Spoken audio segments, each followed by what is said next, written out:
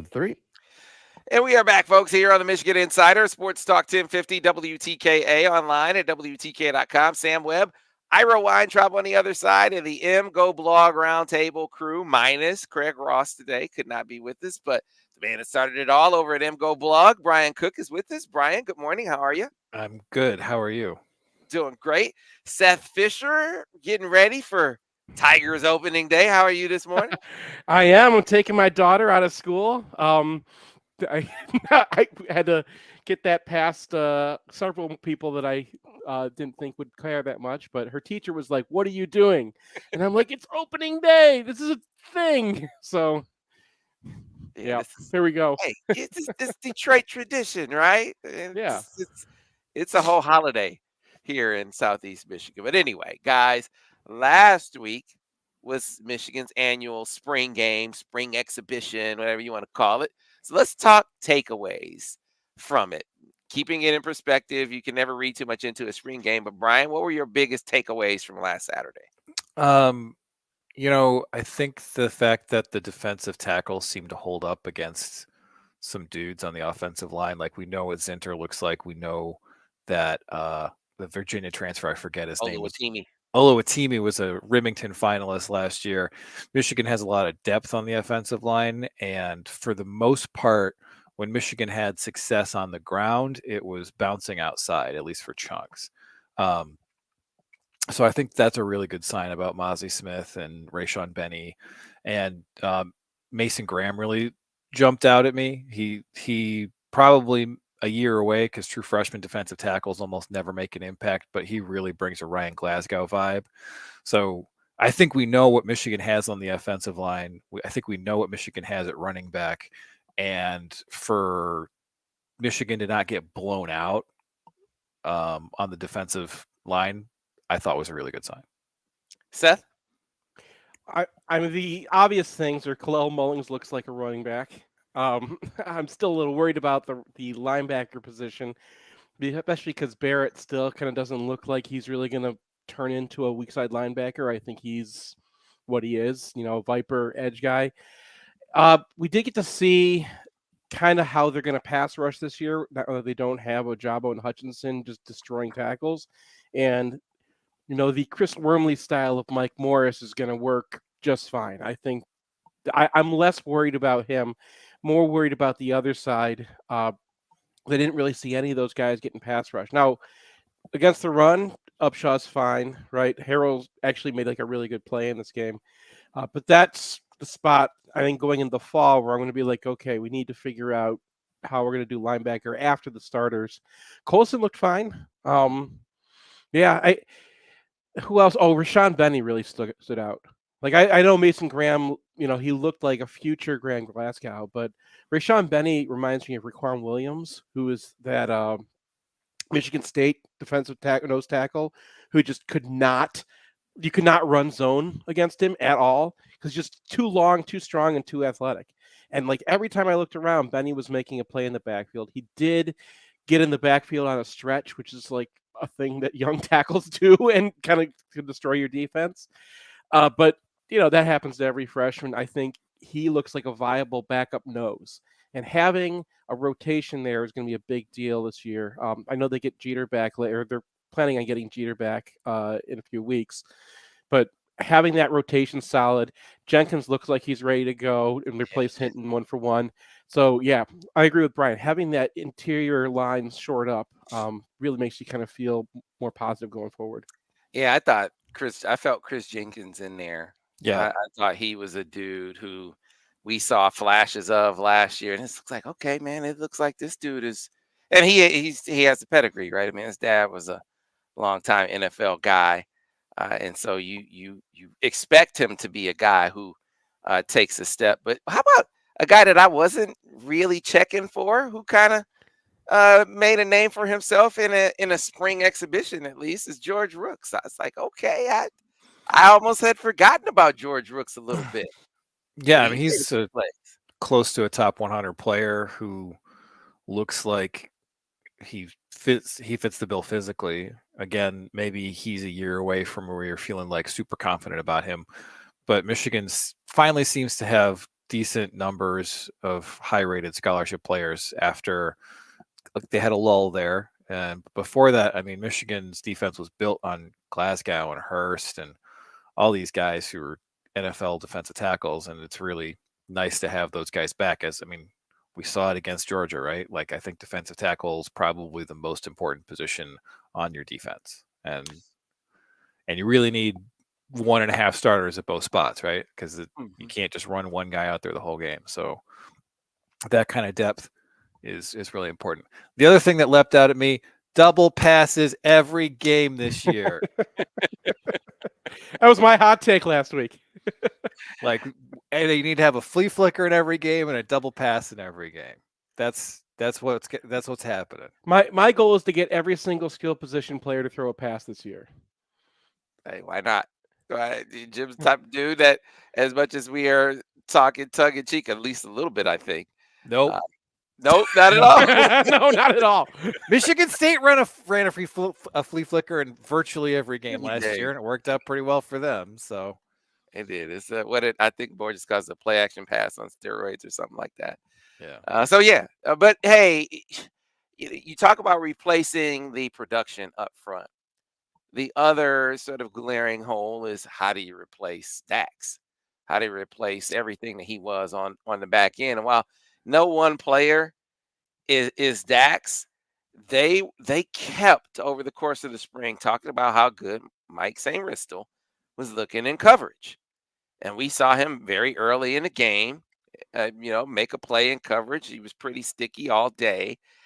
How much do you buy in? How much you believe in the hype that he is going to be, that he's going to make an impact as a coverage guy, as a coverage nickel for Michigan next season?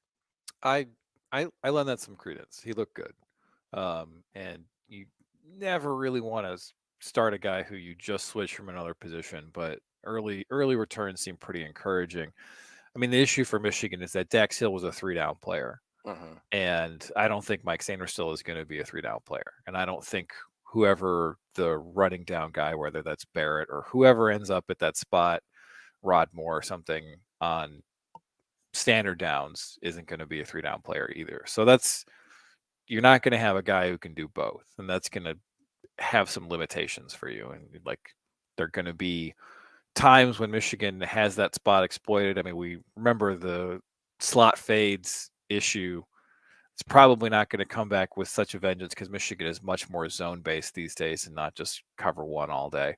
But it is going to be an issue. And the three guys who are headed towards the first round of the NFL draft are tough to replace. It's not really a controversial statement, I don't think, but it's going to be an issue, and I don't think we're really going to know how it's being resolved until 4 games into the season. Yeah, so Seth, go with me on this Mikey Sainristil thought for a minute, because let me tell you, I don't know. There was a guy that they talked about. I mean, he kept flashing and making plays in virtually every practice, and so he's a guy who the physical part of it, he has the want to. He may not be Dax's size, but he's not scared out there physically. So he's not your typical receiver going to defense in that regard. But the coverage piece of it, the quickness, he has good speed. I mean, it makes sense that he would be decent to good in coverage, but he's been great. How much of that do you attribute to not only that he knows the plays, but he's a technician? Like, this dude, I mean, he knows what you're trying to do to him formation wise. He knows how you're trying to set him up. He knows from a route technique what you're trying to do to him. How much can we attribute his success this spring to really being dialed into the specifics of this team and this personnel? I mean, he was the most technical of the receivers, and that's saying something because Ronnie Bell's on this team. But he was the guy who really studied the art, and I think we'd see him all the time just kind of set guys up. He really knew how to break down coverages and what moves to use and how coverages were working against him and how to get that space. And that's why he was kind of like Michigan's, if you need a 4th down slant against Michigan State, Sainristil was the guy that you looked at. I think that he's always been that player. his ranking was based off the fact that he was a guy in Massachusetts. Yeah. And as soon as we saw him on the field, like if he was playing in Chicago, he would have been a 4-star. So, I mean, he has that athleticism, he has that speed, and we've all seen it. So I think that, parts of Dax Hill's job are not on display right now, and we're not going to expect them out of Seymour still. Dax could also be a linebacker, and he was a major blitzer, and he was part of the game, part of Michigan's game plan, like Brian said, a 3-down player. When you go to that 4-3, you still have Michael Barrett, who's a great. So I think you just look at Michigan's defense, and there's going to be a lot more personnel. They're going to have change their personnel more this year. Last year they had Hutchinson, Ojabo. Those guys are going to generate pass rush no matter what. You can sit in that and have Dax Hill be your switchblade, and that will just work. Now you can do that, but you have to recreate it in the aggregate. And Seymour still is a big piece of that. I totally believe that he can handle the coverage parts of that, but I think he's more Blake Countess than he is Dax Hill. And that's a good player, but not Dax Hill. Yeah, and Blake Countess, give him credit. He's been able to hang around in the league and was actually more than a special teams player in the earlier portion of it. So that's not a bad comparison at all. I'll take Blake Countess. Let's look at the at the other side, guys. Splash players. I mean, obviously, you're going to be talking a lot about Darius Clemens, right? I mean, spring. True. Also, like, how many targets is a freshman wide receiver going to get on this team? Like, you got Bell back, you got Johnson back, you got Roman Wilson, you got AJ Henning, you got Andrew Anthony. Like, how many targets is Clemens going to get this year? Not that many. So I think he's a promising prospect for the future. That's definitely true. But in terms of like who you might see next year who is a surprise, Seth already mentioned him, but I'm going to go back to Khalil Mullings because he looked natural. He was able to burst outside, and that's like an eye-opening bounce out there. And he had a couple nice cuts inside when they used him in the power game. He was powerful. And I think there's 50 to 100 carries for a guy who's not Edwards or Blake Corum, because neither of those guys is exactly a power back. Sure. And if you're asking me who I'd like to see in that role, I think it's Mullings. And we've seen him at linebacker, and he's just his speed of thought doesn't really seem up to par yet. And if he's in his third year here, and that's still the case at linebacker, I think it's maybe time to think position switch. Yeah, 230. As great as I think Blake Corum and Donovan Edwards are going to be, and I think they're going to be outstanding. I mean, matchup nightmare for everyone they face this year. Neither of them is 230 pounds. And there's just a place for a 230 pounder, right? I mean, they went out and tried to bring one in this last recruiting cycle and just got one in the mix here, a couple weeks ago, Seth. So you look at the roster, got to find someone. Khalil Mullings looks like he could be that guy. Yeah, I mean, your third back is not necessarily the most important position, but it's definitely a position you have to fill. The problem is third linebacker is also a very important position to fill. And I think that if they had a third linebacker, Mullings would easily be he'd be just in the running back room right now. Because we saw what he could be at linebacker, and it's, like Brian said, the third year, you have to know where you're going a little bit better, or it's just not going to happen. But they tried Barrett in that spot. Barrett doesn't look like he's ever going to be an inside linebacker. They were throwing around other guys in there. They have their two starters, but they don't have anyone behind them. So I think it's not a question of whether you want Mullings at running back. It's obvious. He's your third best running back on the team. I think the question is, can you afford what's more important, a third linebacker or a third running back? Because a third linebacker is probably on the field as much or more than that third running back. But you don't really have someone else who can do that, right? Like they were talking about AJ Henning, but Henning is more of a, if Corum gets hurt kind of thing. But then you go to that guy. I think he's going to get some, not like, a bunch of carries a game, but I think you can see him getting a couple carries regularly. Well, easily, because he's a slot receiver. But if he's out there as a slot receiver, he's functionally a second back already. So like all you have to do is motion him into the backfield, and there you go. So like they can use him as that. I I just don't know if you need AJ Henning plus Blake Corum plus Donovan Edwards. Like, you have that skill set already in the backfield. It's more about, like, do you have somebody who can, turn, 2nd and 6 into 3rd and 2 on the regular when you're trying to chew down a game at the end of the day. Yeah, intriguing guy. All right, so you got to talk quarterbacks. We didn't see much Cade in this game, nor did we expect to, frankly. We'll have a conversation about that coming up. But Davis Warren, I mean, is it a foregone conclusion that Alan Bowman is number 3, or are you? We were talking to Scott Bell earlier this week. He said, "Hey, man, I think that dude's your third stringer. What do you guys think?" I think I don't want to know the answer to that. if this comes up, I'm gonna be like really disappointed. I don't. Yeah, I don't want Armageddon comes, right? Yeah, I don't want to know, Sam. Touche.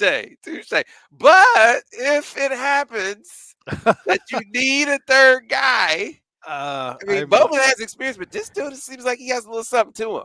Yeah, I'm put in the mind of the Indianapolis coach who was asked, like, why are they giving all the practice reps to Peyton Manning? And the guy says, well, if Peyton goes down, we're effed, and we don't practice effed. So right, I hear you. Hey, yeah, it's a nice story that we don't want to see carry on in the season, to your point. Right. But they say he does that on the regular in practice. If so, I think that would make things really interesting what they would do if Armageddon hit. But Cade McNamara definitely taking his leadership to another level. Said the offense, you saw basically nothing. You knew they were going to be vanilla, but he said they were more explosive. He expects to be a more potent, when you talk about passing, the quick strike explosiveness. Got the impression that he feels like they're going to be better in that regard. But this is still a battle.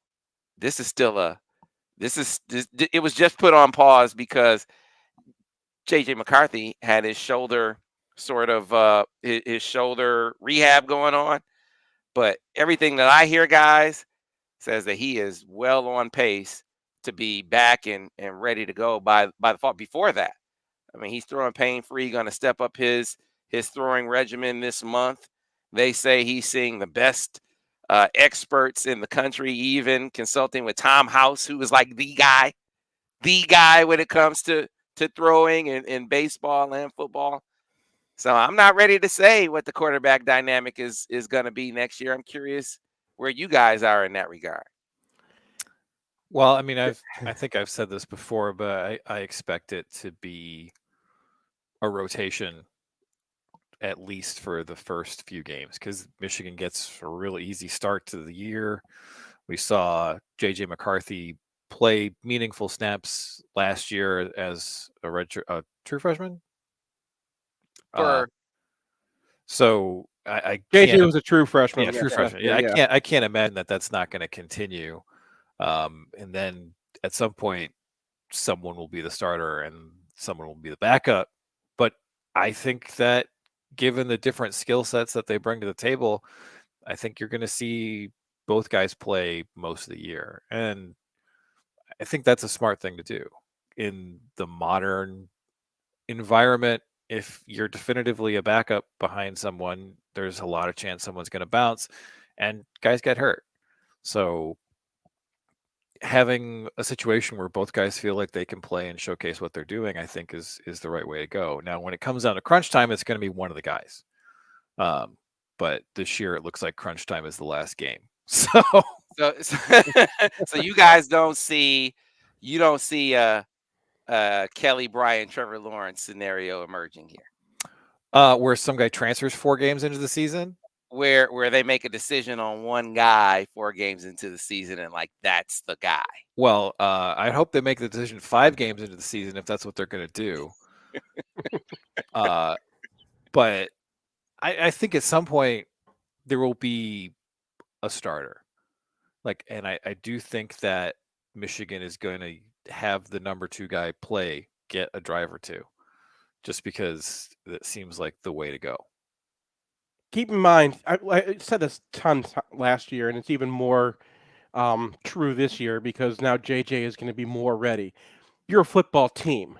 You're not. These are not like guaranteed spots. We're not here to serve the needs of the quarterback. The quarterback is here to serve the needs of the team. 2 guys who have very different skill sets and are very different types of quarterbacks are very hard to prepare for. If you're a receiver, you still prepare for it the same way. I mean, when JJ's out there, hey, run around a little bit longer because things might happen. But they're 2 different guys that you have to prepare for entirely differently. It makes life hell on defense to prepare that way. So if Michigan can do that, it's another weapon they have. I agree with Brian that there's probably going to be, quote, a starter. I hope Cade's not listening. I thought that the plays they ran in the spring game, that I could tease out more JJ style stuff in the offense than they had last year. There were a lot of fly routes. There were a lot of, you still had the crossing routes to Ronnie Bell, and that's going to be Michigan's go-to play this year, right? Even though Ronnie wasn't out there, you saw that drag, clear out the guys, create that space for the drag route, and just let him win that route. That's going to be in the offense because Ronnie Bell's the man. He may be the best in the country at that route. But when you look at what they were doing in the offense, there was like a fake read all the time. They had they had that rollout where there's an opportunity to hand off or to check the line and see what you want to do. Those are plays that you design when you have a quarterback that you want to A, run, or B, run around the backfield for a while and let your guys get open. That's JJ McCarthy offense. That's creating opportunities for a guy with his talent to just destroy things. And we saw, LSU use that same kind of stuff all the time to win a national championship. So that's how you do that. It's going to be interesting. I don't think it's a lock at all. I think that if it was going to be JJ from the start, he probably needed to be healthy in spring. So he's, quote, on track, but I think that, like Brian said, it's going to probably be both guys. They have a long ramp up during the season for one of these guys to show more. But that long ramp up also favors JJ McCarthy. You don't really have to be ready to play until, Maryland. Yeah, it's crazy to think, not that you want him to have some shoulder soreness to put you in this spot, but it's as far as keeping both quarterbacks engaged and on the roster. This wasn't a bad sort of. It wasn't, right. It wasn't. Are you suggesting Harbaugh kind of sat down with JJ like, "Hey man, how's your shoulder?" Oh no, really. How's your shoulder? No, No, he didn't. nobody was going to be dumb enough to make any decisions in spring, right? Right. These are college These are college guys. I know. It's just I never discount that. But keep in mind, Cade McNamara has the same eligibility as JJ, even though he's 2 years older and seems like 40 years older. He, because he got the COVID year, he's a sophomore right now, and so is JJ. So he's got to be looking at that too, especially when JJ is telling people, "Look, I'm sticking around at Michigan as long as my eligibility lasts," which I don't necessarily believe, but well, here's the brass tacks for me. Even if you think JJ McCarthy won't rise up and win the job, and I do, he's definitely going to get more snaps. There's just no way he doesn't, at least even in a number 2 role, get more snaps this year. His game he has experience under his belt. I think you're going to see him take a step in his play on the field. It's going to be hard to keep that at bay. You wouldn't want to your point. You see what kind of dynamism he can bring to the field. They're going to want more of that. The question is, how much more? They already turned to him against Georgia, right? So, we already saw, we need to come back. We need to change things. We threw him in. So it makes things interesting because I think it raises Cade's play too. So either way, the quarterback play overall, I think it's going to be better this year.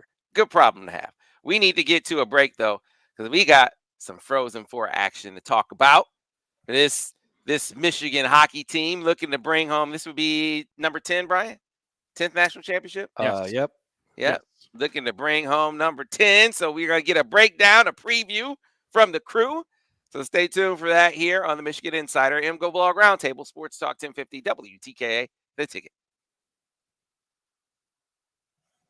Clear on the radio, 2.5-minute radio break. All righty.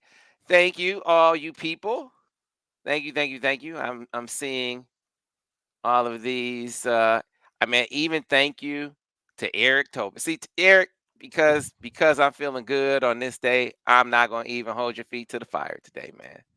Love my man Eric and Sheldon, and thank you to Linda. I'm looking at all these messages on the chat. Scott, appreciate you. Cool people, but Happy birthday, Sam, your Sam. birthday should not give Eric a pass from blowing it on John Moran. I'm sorry, your birthday does not give Eric a pass. Should be the opposite. You should get to. I mean, this is your birthday. He can't say anything back, right? Right. Well, he really can't say anything back anyway. Women, they defend their national championship. That's next week, right? That's next week. Yeah, it's next week. Yeah. The 14th and 16th. Yeah, Eric, we have to mention it, man. We have to mention it. All right. So, but fellas, I guess we should talk about it a little bit here in the break because we want to get a chance to get to it on the while we're on the air. But way too early top 25 in basketball for Michigan. Had Michigan at number 10, and I was like, do they know something that I don't about who's coming back? But let's assume, for the sake of argument, that they return intact. This is a contender, right? Are you ready to go that far? For what? For the Big Ten, yes. For the Final Four, I don't know. Because I love Frankie, but my dude shot like 44% on free throws this year. You don't really know what you're getting out of Bufkin. You hope that you get big leaps forward from Houston and Diabate, still kind of up in the air. You are going to be starting at least 2 non-shooters, and then Hunter doesn't count really. He might count next year as like an actual shooter, but I think they'll be good, but I think it's tough to win buckets when you don't have shooting, and Michigan looks like that they are going to be struggling. And also, like, who's your Charles Matthews, right? Like, the problem with the last year where they just didn't have anyone to defend wings doesn't really seem like it's resolving. Jet's 6'8". Maybe Michigan gets lucky with him, but from everything I've seen, it seems like he's not going to be a guy who's going to lock down your 6'5". Back in about 10 seconds, guys, on the radio. Johnny Davis kind of guy. So I think they'll be good. I think there's good. Yeah, Go. Yeah, it'll be interesting. Back coming back in 5, 4, 3. And we are back, folks, here on the Michigan Insider Sports Talk 1050 WTKA, online at WTK.com. Real quick, we were having a little bit of a basketball discussion. Then we go blog roundtable, guys. Brandon Johns enters the portal. There's some talk that this, the rest of the front court could, not saying will, but could return intact. Outlook, if they do, and I'm assuming with that we see guys make improvements. We saw Terrence Williams, for instance, make an improvement from year 1 to year 2. What if Caleb Houston makes that kind of improvement shooting? What if we see Musa Diabate take a next step? What if we see Hunter's game be refined even more? What does this team, what's the ceiling for this team if those guys return, starting with you, Brian? Well, you still need a 2, right? And you still need someone to defend wings. So I think they need to hit the portal for someone. People are talking about Terrence Shannon from Texas Tech, which would be amazing. He's not a great outside shooter. He's like a 36-38% guy with low volume, but he is a key component of a great defense. So if that happens, you plug him in at the 2, you get Jet Howard in, you get some improvement, then we're talking. But I kind of feel like they're just one piece short.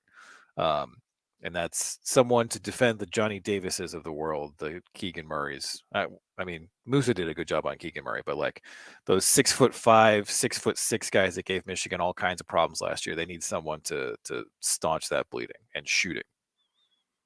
Yeah, Seth? and you're not. I mean, the way this works, like if Michigan blows up to a number 1, is Caleb Houston developed. I don't.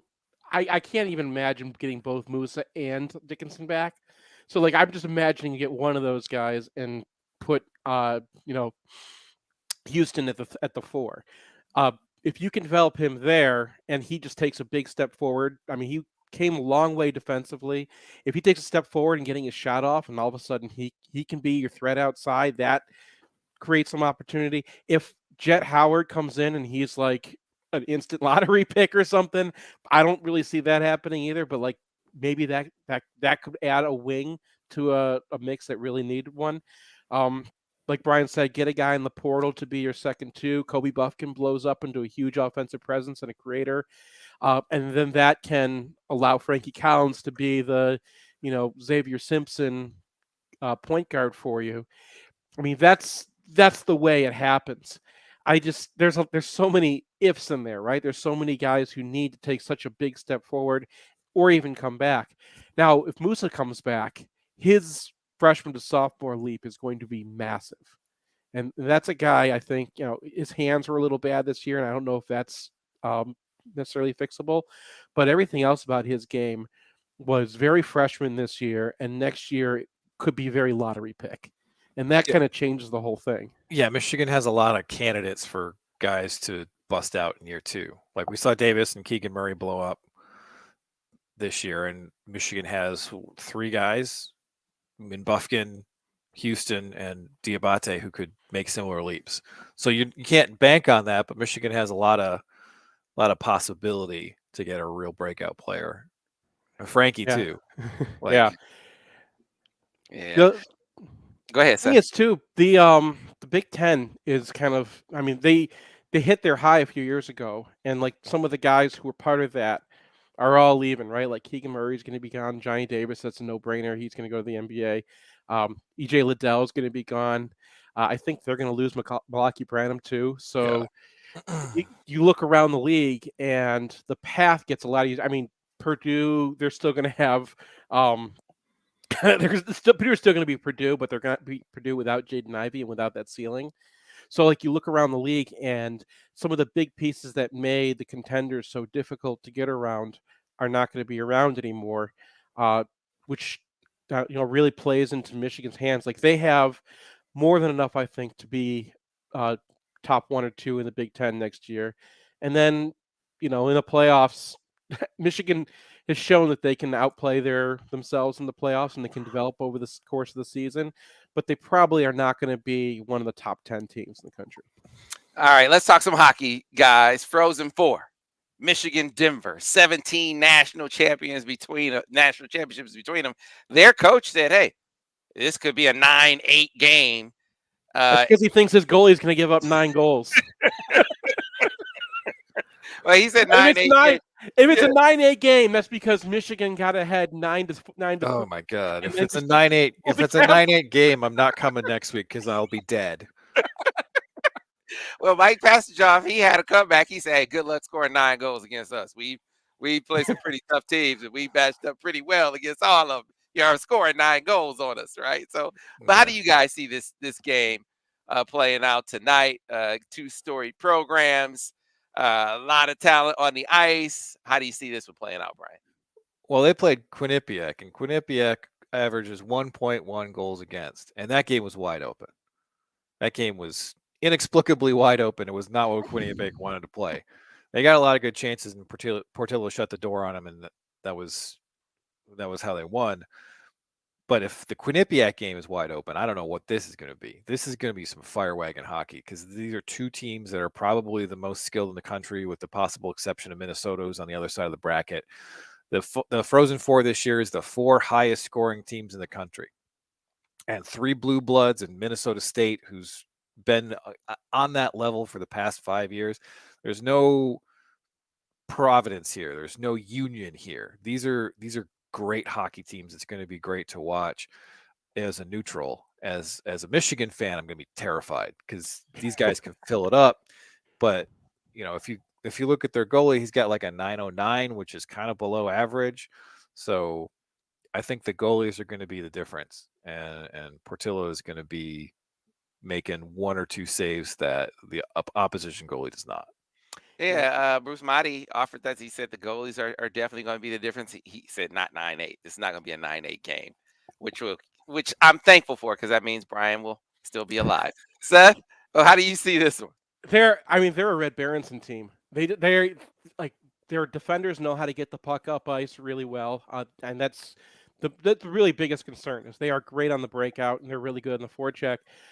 They have a lot of really tiny dudes who just go all out. A red team. I don't know how better to say it. One of the stats that I pulled was Brett Edwards, who's Ethan Edwards' brother, and Ethan Edwards' size too. He is on the upper half of their defensive size. So he is the third largest defender that they have on that team. They are a small, fast, skilled offensive team. And when Brian says it's going to be, bonkers out there, it's going to be red on red. It's going to be, the kind of hockey Michigan fans always dreamed of watching and never really wanted to see coming at us. But I agree with Bruce. I think that, Magnus Krohn is their goalie, and he's given up a couple softies. The reason why his goal against average is so low is because they don't give up the puck, right? They take more shots than any team in the country except Penn State. And Penn State's whole thing is just put the puck on net. So out of teams that are actually trying to get good scoring opportunities, Denver is the number one in the country, and they control the puck. And because of that, and that's how they play defense, is just to keep the puck out of your hands. I don't know if they're going to be able to do that against Michigan. So this is going to be up ice. There we go. If we have a turnover in the offensive zone, that could create a scoring chance really quickly. So, the big thing here is Michigan's just got to stay locked in. Like the stuff that happened against Quinnipiac at the end where just, someone loses a skate or somebody turns it over really quick. Like that cannot happen. They're going to have to play their defensive game because offensively we can go toe to toe with these guys. All right, so you look at the other side. Is there a civil war going on in Minnesota right now? Minnesota versus Minnesota State in a Frozen Four must be fun in the land of 1,000 lakes right now. Yeah, especially since like the WCHA used to be such a important part of their hockey identity. That got taken away, and a lot of the enthusiasm around Minnesota hockey really kind of dropped out. And to get a old WCHA matchup in the Frozen Four, we saw Duke and UNC go at it in the Final Four. This is similar, a little bit different because Minnesota State is an upstart and not like Minnesota's historic rival. But Michigan played both those teams, beat both those teams, won the season series against Minnesota, and played very well in the Big Ten championship game. So I think if Michigan can get past Denver, they'll feel fairly confident going into the final. But, single elimination hockey, what are you going to do? Yeah, that's the problem with previewing this at all. Like, we can tell you what these games will look like and who these teams are. Minnesota State, they lost to Michigan and I think lost 4 more times the whole rest of the season. Like they are a very, very solid team. It's impossible to predict, right? Hockey games are just so random in the first place. Like the best team in the country will beat the worst team in the country 8 times out of 10. That's how random this game is. So, we could tell you how it's going to be. I think it's really cool that they have 4 great teams in the Frozen Four because so many times because of the randomness of hockey, you just end up with, crummy teams in there, and then, who cares? And then they always have it in the East. It's just annoying as hell, but it's really cool to see teams of this caliber. Whoever wins this national championship is going to be the best team in hockey. Yeah, I'm gonna have to earn it. So how about this? Let's break it down on a very basic level. 4 teams. Who's the best goaltender in the bunch? Statistically, it's probably Minnesota State's. In terms of what kind of shots you're facing, I think, I think Portillo has a pretty good case. But Minnesota State's Dryden McKay is got a 934, which is fourth in the country. And then honestly, Justin Close, who came in for Minnesota after LaFontaine left mid-season, is also up there. So you have these three guys who are all pretty close statistically, and then you have Denver's guy who's several steps back. So it's you could name any of the three guys who aren't Denver's goalie, and you could make a case for them. And any goalie in hockey can turn to Superman for a weekend. Like that's part of the randomness of hockey. But Dryden McKay is he's I wouldn't just say it's just shot quality. He is a legit star at goalie. Okay, all right, we shall see. 5 o'clock. Someone just Scott Patton on our Facebook page just said, "Why the 5 p.m. start?" Just well, 5 p.m. start is because there's a game after. Okay. And Michigan is the number 1 overall seed, so they get to go first. So they have a little bit more rest for a hypothetical final on Saturday. That's why. Okay. Yeah. Well, basketball, they play. When they get to the Final Four, they get both games in prime time, so to speak. But anyway, beggars can't be choosers, right? Yeah. Lucky it's on TV. Hey, we have. If it wasn't, we got Alejandro. Alejandro is in Boston covering the Frozen Four for us. So we will have full recaps and post game from Boston for the folks here tomorrow. So looking forward to that. And just as far as the other sports goes, gymnastics isn't until next week. An interesting thing that I wanted to throw at you guys. Total curveball, and apologize for coming out of left field with this, but Ira and I got into this yesterday. So Nas is going pro, right? We expected that. Did not expect to see 2 big-time players in league hit the portal. Mm-hmm. So you got Angel Reese and Ashley Owusu at Maryland. So Angel Reese, number 2 player in the country coming out. 18 points a game from her forward position would give you that punch in the post that you're losing with Nas, right? But Ashley Owusu is that point guard, not necessarily the fleet of foot. She's more Anthony Mason, more Paul Pressey in her point guard style. But man, it would seem to be a really interesting option. And Michigan does have a scholarship available there, Seth. It really seems like you could patch a big hole really, really quick in the transfer portal and go to becoming maybe a favorite. If you pick up one of those players, you aren't just talking Sweet 16 or maybe getting back to the Elite 8. You're talking about cutting down the nets. Yeah. They're can you get them in? And that's the thing. Like if they're coming out of the league, that's a better chance than otherwise, because we saw they had a transfer from Nebraska and that worked, and having another team in the AAU helps, right? So that's got to be the question. I imagine Michigan would be a top destination for them. You imagine, because Michigan beat them twice. Angel Reese is a sophomore, so she hasn't reached the credit threshold yet that crosses it out. It just becomes and she's still taking in the Ira made this point yesterday. She's still at the point where it's core classes. So a lot of times the core, you have easier time with your core classes. If you getting a Big Ten team to getting Big Ten credits to transfer is way easy. I went through the credit transfer process at Michigan, and it's hell. It's hell no matter what. But I don't know how well Maryland does directly. I don't want to get into the whole process, but they kind of look for exactly the same class, and they go class to class and try to match. And if they can match, you get full credit for that. So hopefully it can be like that. But yeah, that I mean, Michigan seems like they're in that spot now where like you want to play for Kim, right? That looks a lot of fun. She just had another coach become a head coach at Harvard, Harvard. right? Mhm. Yeah. So I mean, she's got I think 4 or 5 Four. assistants now are head coach. 4, yeah. So 4 of her assistants are now head coaches, which you know. In women's basketball, it's not like you're looking towards the pros, right? Like if you're a sophomore transferring, you get to play till you're a senior. So that's a big transfer from Michigan's standpoint Man, too, where man. you fill a spot for a while. And then when you look at where the jobs are afterwards, half of the good jobs are in coaching.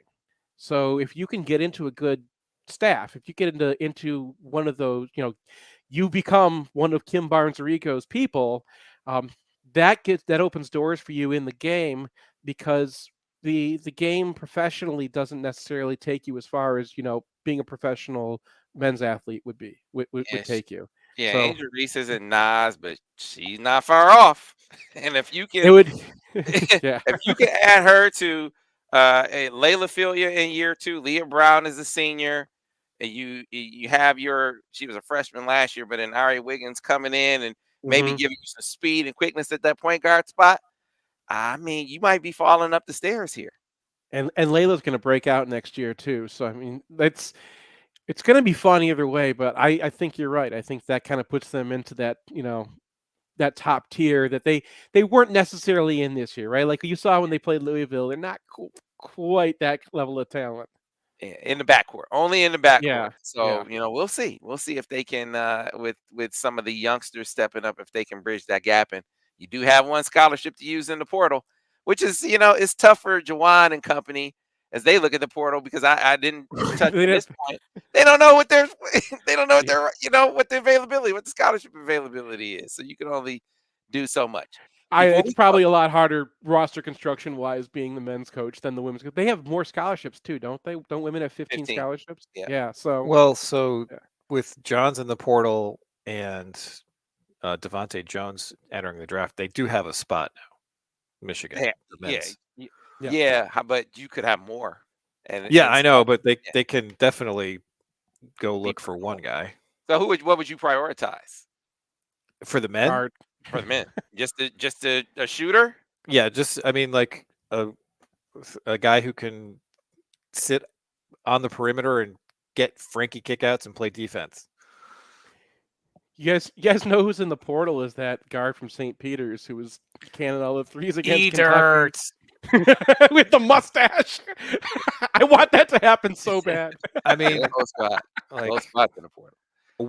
a wing defender or a shooter. Like they're mid-major shooters, proven college shooters are a dime a dozen, so they can definitely find someone for the 2 role. But like the Charles Matthews kind of guy that I think Michigan could really benefit from will be in higher demand. I mean, honestly, Eater, like his name's not Eater. That's just what I call him. It's Eddard. But this is a guy who shot 51, 41, 89 last year. So he's not a bad fit. I don't know if he can play defense at a high major level, but yeah. He lasted against Kentucky. All right, did. guys. We're up against it, so I'm putting you on the spot. When we talk next week, are we talking about a national championship here in Ann Arbor? Sure. What the hell? I mean, it's single elimination playoff hockey. I mean, what That is so much anything more can happen. optimistic than Brian was 11 years ago. So It I is, like it. isn't it? Yeah, there was just no chance. No chance they were going to advance that year. I'll never forget that. All right, Seth, real quick, are we talking national championship? Flipping a coin. Yes, Michigan advances and Michigan national champions. There we go. There we go. There we go. All right, guys. Thanks as always. Another great MGoBlog Roundtable. To the rest of you, we'll see you tomorrow here on the Michigan Insider on Sports Talk 1050 WTK, The Ticket, the official